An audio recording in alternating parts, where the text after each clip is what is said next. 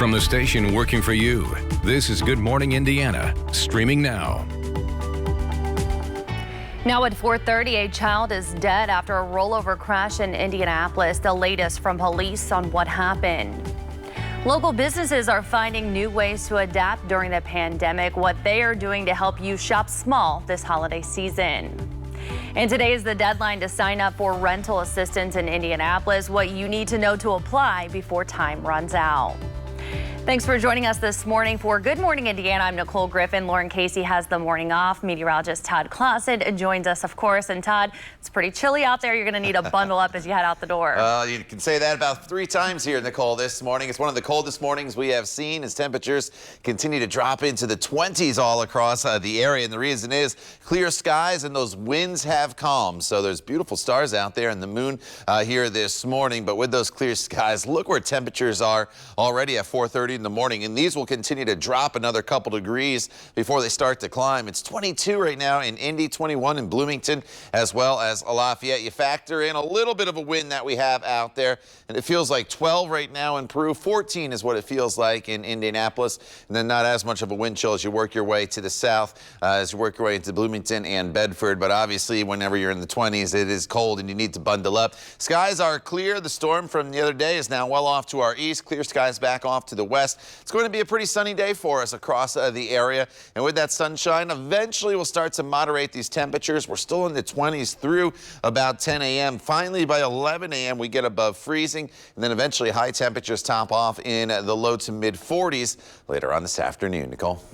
All right, Todd, thank you. Here's a live look this morning at one of our INDOT traffic cameras. This is I-69 at the I-465 ramps. The ramp from 69 northbound to 96th Street just reopened after being closed for maintenance. This morning, police are still working to figure out what caused a crash on the north side that killed a child. It happened around 8:45 last night on Keystone Avenue near 52nd Street. Police say the car swerved for an unknown reason, crashed into a tree and rolled over in the Aldi Food Market parking lot. A child died at the scene. Their age has not been released and 3 others were taken to the hospital. IMPD is also investigating another deadly crash on Indy's near north side. One person was killed in the incident at the intersection of East 16th Street and Roosevelt Avenue. It happened around 10:30 last night. Police have not released any more information at this time. Now to the latest on COVID-19. Because of the skyrocketing spread of the virus, Indiana's public health emergency will continue through the end of the year.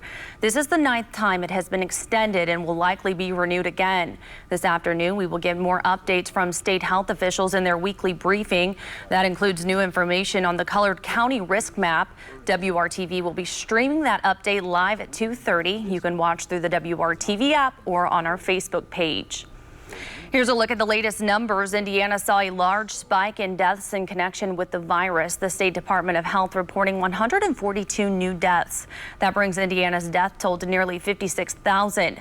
5,518 new cases were also confirmed. More than 344,000 cases have been reported since the pandemic began. New information this morning on Pfizer's COVID-19 vaccine. The company says it could be delivered as early as December 15th. That's less than 2 weeks from today. That is according to documents from Operation Warp Speed, which were given to governors. The paperwork also estimated that the first shipment of Moderna's vaccine will be delivered on December 22nd. But before any of that can happen, the FDA must authorize them for emergency use.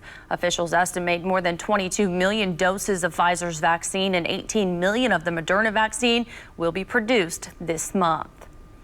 The CDC is suggesting healthcare workers and nursing homes should be the first to receive any FDA-approved coronavirus vaccine. ABC's Faith Abube has the latest. This morning, nearly 100,000 Americans waking up in hospital beds battling COVID-19. A new record amid a nationwide surge in cases. The virus is running rampant through almost every part of our county. 43 states, Washington, D.C. and Puerto Rico all seeing their hospitalizations rise. And Los Angeles fears of a crisis as the governor warns ICUs could reach 112% capacity by Christmas Eve. If these trends continue, we're going to have to take much more dramatic, arguably drastic action. One state over, the virus wreaking havoc in Nevada, killing one person every 2 hours. Dr. Jacob Kieperman in Reno saying he saw 5 people die within a 32-hour period. We, at some point, might get to a breaking point. In Maryland, Governor Larry Hogan emotional while talking about one of the state's latest victims. We have lost our youngest victim, a 1-year-old boy, to this deadly virus. But hope on the horizon. Overnight, the British government authorizing the world's first COVID-19 vaccine by Pfizer and BioNTech. The companies could also be authorized here in the U.S. as soon as next week. The CDC urging states to give the first available doses to nursing homes and healthcare workers, many sacrificing their health to care for others. It doesn't get easier. Nashville saying goodbye to Gary Woodward, an ICU nurse of 25 years. He was our rock, and that rock is gone. And later on today, the CDC is expected to announce new quarantine recommendations. Instead of 14 days, it'll be 7 days of quarantine after a negative test following exposure, but 10 days without a test. Faith Abube, ABC News, Washington.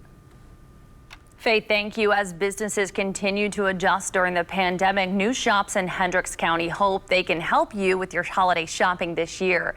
Timber City Coffee Roasters in Plainfield is just about a year old. The owner shares this space with Joyce Cakery. Together, the two have managed to make ends meet during the pandemic by making online ordering and delivery available for customers. That's how Tracy Ammons is staying in business too. She opened her store Bottles and Binkies in Brownsburg in June. She signed contracts and leasing agreements before the pandemic. Luckily, her online presence was well known before she opened the brick and mortar location. However, she still hopes people look to her and other local businesses for gift giving this year. If you can, shop in your community, keep your dollars local, keep your local businesses in business, because when this is all over, we want to still see them. We want to still go to our favorite restaurant. We want to still shop at our favorite store. And right now they really need us, myself included. You can learn more about these businesses and how you can support them right on our website, WRTV.com. Economic experts say local businesses are a huge part of our tax base, so losing them is a loss to all of us. WRTV's Kara Kenny spoke with Dr. Michael Hicks, a Ball State professor and expert on Indiana's economy, about what the future holds. Michael, can you tell us why should consumers care about the financial success of their local businesses? Local businesses, in particular small businesses, are key employers throughout central Indiana.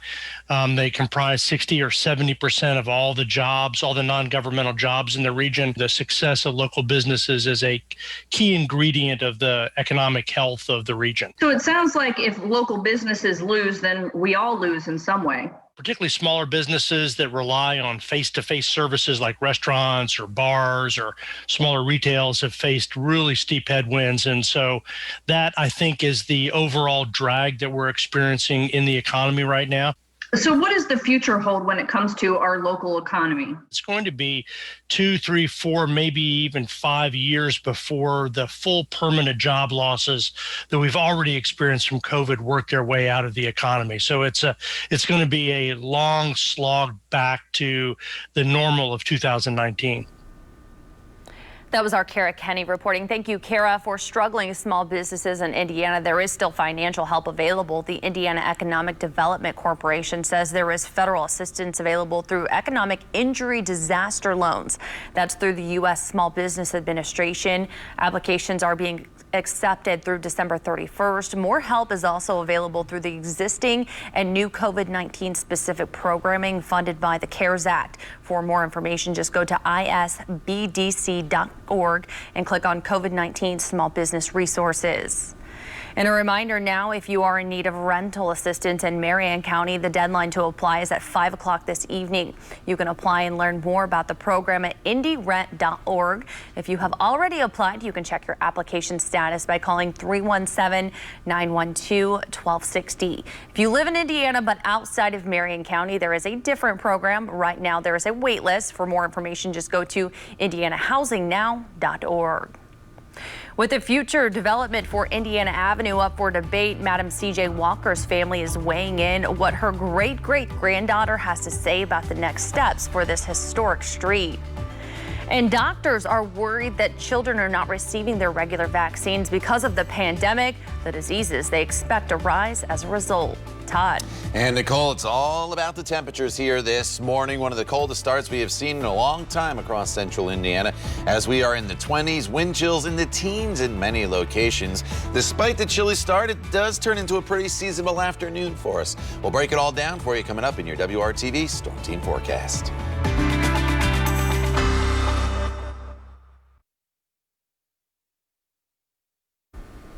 With the future development of Indiana Avenue in discussion, the great-great-granddaughter of the iconic Madam C.J. Walker is weighing in. The street is home to the Madam Walker Legacy Center and was once the site of a thriving black business community. WRTV has been following plans to redevelop the area. At a virtual meeting for the Economic Club of Indiana Tuesday afternoon, Alelia Bundles said she would like to see development that is walkable, community-oriented, and that creates opportunities. With IUPUI and with all of the talent and all of the resources that are there in the business school and the informatics school and architecture and design, there is a way, I think, to create some partnership with all of the stakeholders participating. So I'd love a neighborhood that maybe feels like Broad Ripple or feels like Fountain Square, but that also is creating economic opportunity. Well, we told you last week plans for a large apartment complex on Indiana Avenue have been dropped. That as grassroots organizers have been advocating for development in the area to reflect its rich black history and culture. Doctors are concerned about a rise in measles and whooping cough cases because of the rise in unvaccinated kids during the pandemic. Both the measles and whooping cough are winter diseases, and although the measles had previously been eliminated in the U.S., cases have been rising in recent years because of a lack of vaccinations. Experts say childhood vaccination rates have been fluctuating along with COVID cases, and some parents are afraid to bring their kids in because of the pandemic. I think they're just scared of gathering in groups, and it makes sense. But pediatricians, I think, are doing their darndest to try and make sure that people are in as safe a position as possible, because it's important to be vaccinated. I mean, it's not just pandemic COVID-19 that can kill you. Dr. Offit says wearing masks and social distancing have helped keep the spread of some of these diseases other than COVID under control too, but he is afraid that once people are able to get a COVID vaccine, they will immediately stop practicing those measures. The moon got a visit early this morning from a Chinese spacecraft. The China National Space Administration is collecting lunar rocks that will be sent back to Earth. It's something that hasn't been done since 1976, and that was by Russia. The United States' last moon mission was in 1972. NASA's science mission chief congratulated China on their success this morning. He says the moon rock samples they got could benefit everyone and advance the international science community. Pretty interesting there, Todd. Absolutely. All right. Yeah, forecast here is pretty boring for a change. With that said, though, it is very cold this morning as you get going on this Wednesday, middle of the week. Coming off the long holiday weekend, you may be just getting into the flow of things once again. But grab the hat, grab the gloves, because look at this feels like temperature. The wind chill value, 14 is what it feels like right now in Indy. A couple degrees cooler than it was yesterday. The actual temperature is at 22 degrees. Just a light wind, though, today out of southwest at 6 miles per hour, and that wind direction is going to be key. Yesterday we had that northwesterly wind, and that really prevented us from seeing our temperatures warm throughout the course of the day. Well, with that southeasterly or southwesterly wind, that's going to help the temperatures later on this afternoon. Now this morning it's really, really cold. 20 in Greencastle, 21 in Bloomington, 23 in Greenfield, Richmond at 21. I wouldn't be surprised as some of these temperatures drop down into the teens as we start our day off here over the next few hours, with sunrise not until after 7 o'clock. Feels like 12 right now in Peru when you factor in the wind. And some of these temperatures, you'll say, oh, there's no wind chill out there, Todd. Well, some of these reading stations don't kick in the wind chill values until a certain time, and then you'll notice them start to drop off. But everybody feels like they're in the teens and 20s this morning. And that's the way it's going to feel for the next few hours. Wind chill values will stay in the teens through about 8 a.m., and then they'll start to moderate as we work our way into the afternoon hours. And the wind chills will not not be much of a factor as we get into the afternoon and evening, as temperatures will be climbing up into the 40s. So here's how your day breaks down with actual temperatures from start to finish, hour by hour.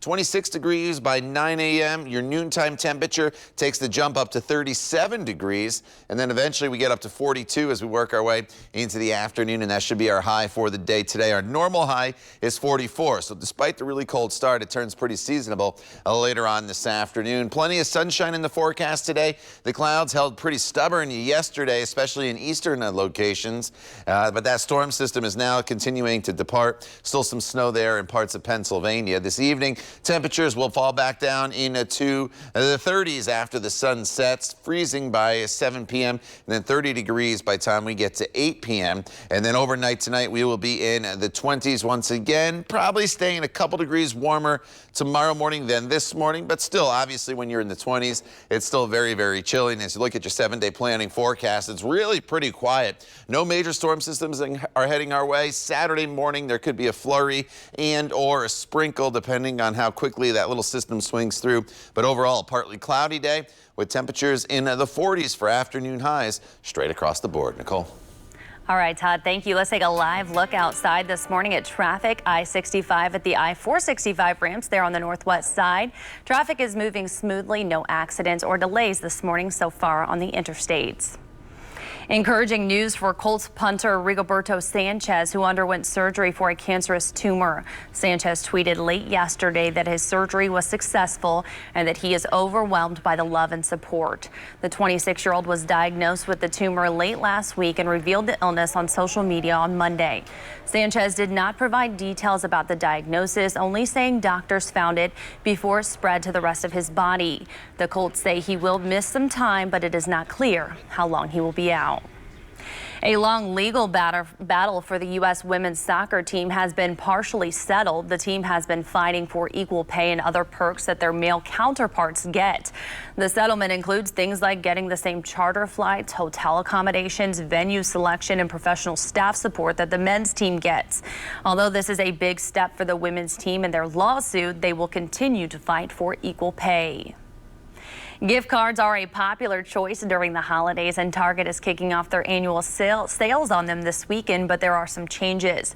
The biggest change, you'll have to be a member of Target's loyalty program to get the 10% discount. And this year's sale will last just 2 days instead of just one. The store gift cards can be bought Saturday and Sunday in store and online, but they are only for Target gift cards, and the discount can be only used for one transaction.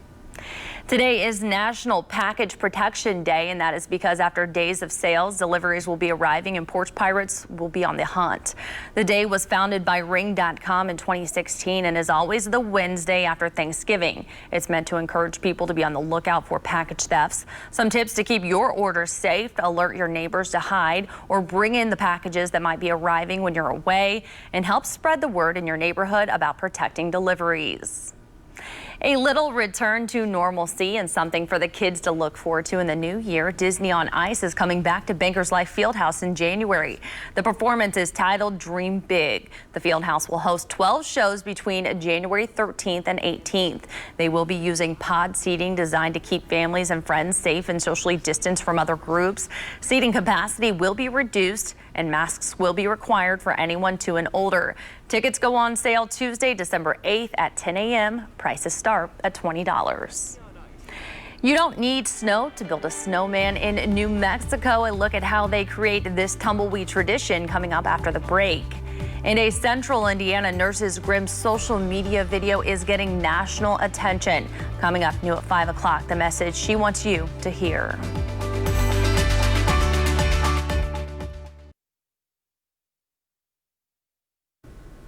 Normally, you have to wait for snow to build a snowman, but not for those in New Mexico. This is Albuquerque's version of the winter steeple. It's made of tumbleweeds. The city doesn't get snow, so they use the prickly weeds instead to make it. The city's flood control authority gathers the tumbleweeds, spray paints them white, and stacks them to be 14 feet tall. It has been an ongoing tradition for more than 25 years. And in 2020 fashion, this snowman is being safe during the pandemic. And of course, Todd, wearing a mask. Why not? Hey, it's 2020. Gotta be safe. Have to wear that mask. All right.